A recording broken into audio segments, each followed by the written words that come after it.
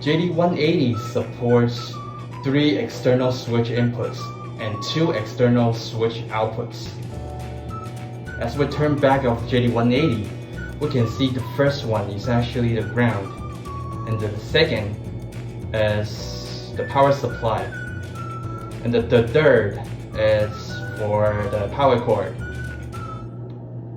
and followed by 3 switch inputs and 2 switch outputs.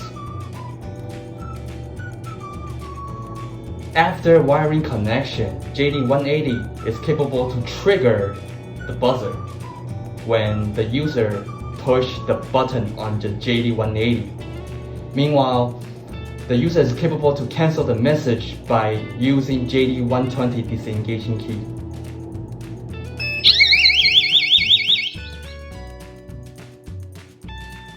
This is a demonstration video on how to do a wire connection by using the output to the buzzer.